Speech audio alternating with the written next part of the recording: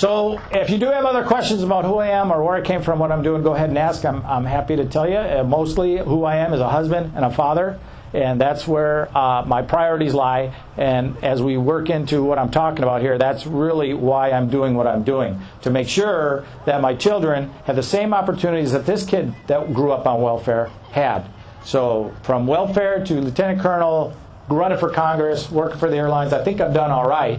And I want to make sure they have the same chance. So here's what we're talking about: balancing the budget. Federal deficits are at $1.5 trillion a year. There is no end in sight for those. 10 years from now, we'll be well over $20 trillion in debt, spending $1 trillion a year on interest alone. Audrey, my 12-year-old daughter will graduate from college in 10 years. You better. And she will be spending or working her tail off, paying those tax dollars, and over $1 trillion going to the government on interest. Over half of that will be going to foreign governments like China, Russia, Saudi Arabia, Japan, paying for their roads, their militaries, their health care, their schools. I don't want my 12-year-old daughter paying over 50% of her paycheck to taxes, so 50% of that can go to foreign countries. I don't think anybody that is a father or a mother or who even thinks like it wants that to happen. And so that's really what's behind what's going on. And balancing the budget is not a difficult thing. You do it every day, every month at your kitchen table, right? How many in here have been borrowing $10,000 a month for the last 80 years and have survived? Anybody? No. But our federal government has, and a lot more than 10,000 trillions, right?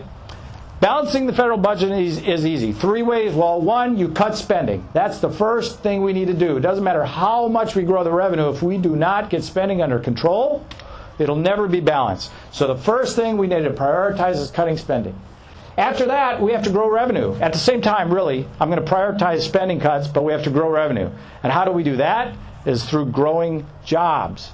Not through raising taxes, ladies and gentlemen, as the Democrats and those on the progressive side would have you believe. It is not through raising taxes.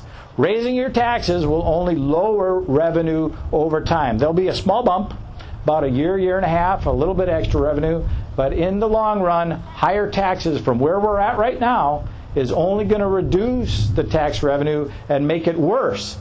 That is not a viable option on any level, and those that are trying to tell you that is the right thing do not understand economics or have a different agenda. And we'll talk about that a little bit. So let's talk about cutting spending just a little bit.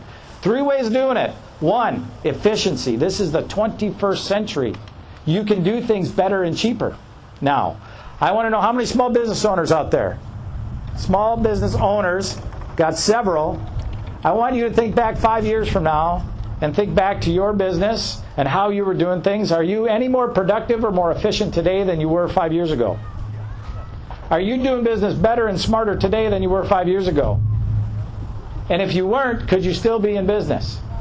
Let's go back 10 years. If you were in business 10 years ago, are you doing things better and smarter now? And could you still be in business today if you were doing things like 10 years ago? Well, why in federal government have we not followed that plan? Billions, tens, even hundreds of billions of your tax dollars are being wasted in inefficiency in your federal government.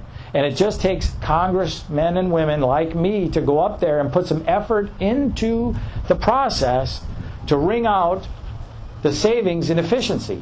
It's not hard. There are very smart people out there who have done it. You have done it in your small businesses. You have done it in your home as you've lost your job, had a reduction in pay like I have gone through. You've done it already. Why do some of our supposedly best and brightest leaders of this country not do that? Because we're not holding them accountable, we're not making them do it, and we're letting them get away with it. And so what we're going to do is we're going to get rid of at least one of them, Mr. Miller, and we're going to replace them with somebody like me, with me, that is willing to do the work, to wring out those efficiencies, and make your tax dollars go as far as they possibly can.